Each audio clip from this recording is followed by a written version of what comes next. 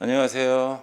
자, 회계학 강의하는 이종화입니다. 자, 여러분들하고 우리 관세사 그 회계학 같이 해볼 텐데, 그 회계학 같은 경우에는 이제 먼저 출제 비중을 말씀드리면, 회계학 문제가 전체가 40문제인데 그 중에 재무회계가 30개, 원가가 10개입니다. 여러분이 원하는 점수는 몇 점이에요? 만약 60점이라면 이제 24개입니다. 그럼 사실은 30개를 한 80%만 맞춰보자. 그럼 이제 24개. 이런 작전을 구사하는데 이거는 바람직하지 못하다는 뜻이에요. 왜냐하면 여기에도 쉬운 문제가 있다 이런 뜻입니다. 그래서 제 개인적인 생각에는 그러니까 여러분들 중에는 재무회계만 공부하고 원가 관리에게 포기하는 사람들이 상당수 있는데 바람직하지 못한 그런 전략입니다. 그래서 원가에서 한 6개 정도를 좀 맞춰주자 이런 뜻입니다.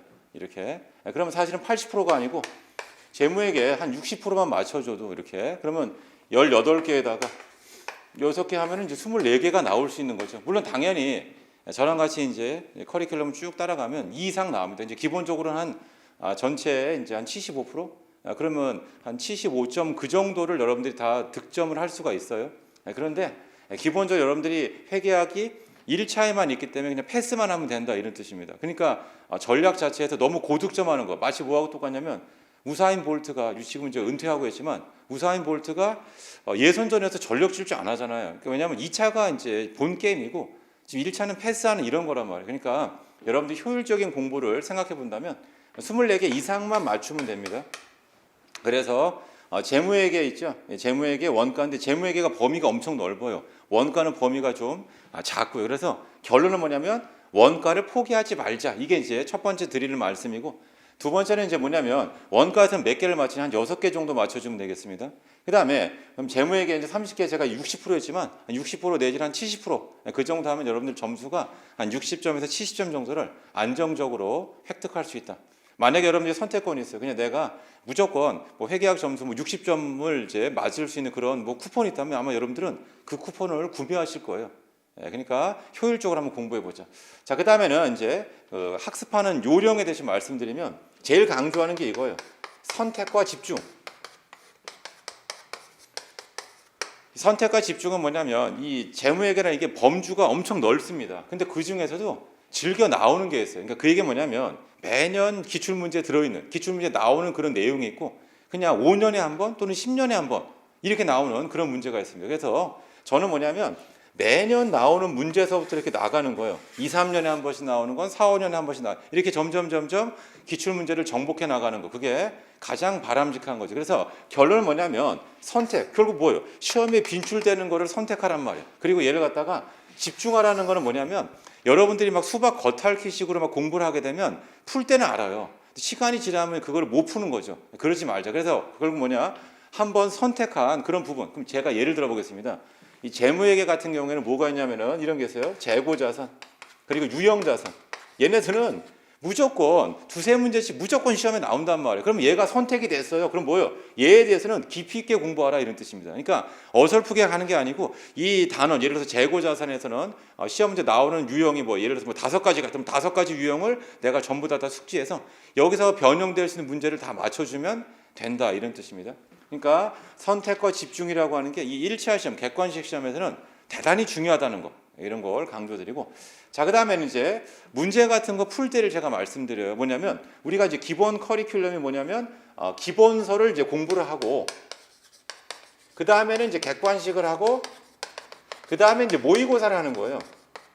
사실 이 객관식이라는 게 결국 기출문제를 푸는 거예요. 기출문제. 그러니까 이 기본서에서도 기출문제 일부를 풀어요. 여기서는 기출문제 나머지를 다 푸는 거죠. 그리고 혹시 이제 다른 시험이 뭐 회계사, 세무사, 감정평가사 이쪽 시험 이제 기출문제를 이제 가져다가 우리가 좀 살펴보는 거고, 그 다음에 최종적으로 이제 모의고사를 하는 거죠.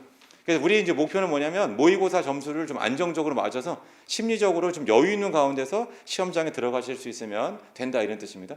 자, 그럼 이런 말씀 한번 드리겠습니다. 뭐냐면 선생님 저는 공부할 때 이렇게 문제풀이 이제 시간이 좀 모자란 것 같습니다. 그러니까 그 얘기 뭐냐면 문제를 빨리 못 푸는 거예요. 그래서 이유가 다 있습니다. 이유가 뭐냐면 우리가 오지선다잖아요. 그러면 어떤 문제가 있어요. 그럼 보기 지문이 1번, 2번, 3번, 4번, 5번 이렇게 나오는데 앞에서부터 읽는 사람이 있습니다. 그러니까 당연히 시간이 모자라죠. 그러니까 무슨 말이냐면 이 문제에 있어서는 이제 만약에 이게 이론 문제였다.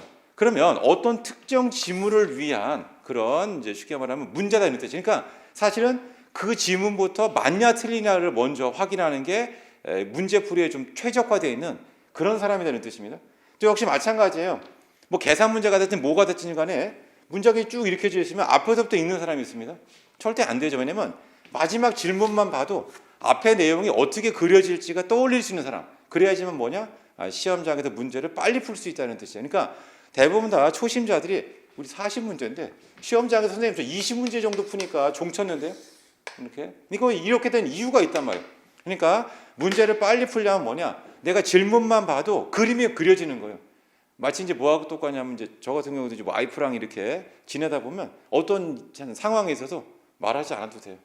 이 사람이 어떻게 반응할지 뭐 할지 그냥 처음부터 끝까지 다 그려집니다. 근데 문제도 똑같습니다. 여러분들 기출문제 같은 걸 잘 분석하고 하다 보면 질문만 딱 보면 얘는 스토리가 어떻게 이제 구성되는지가 거의 레파토리가 정형화돼 있다.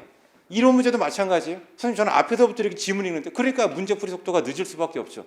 그러니까 이 해당 문제가 있다. 그럼 이 문제에 가장 빈출되게 틀렸던 그런 지문이 있어. 그럼 그 지문을 보라고요.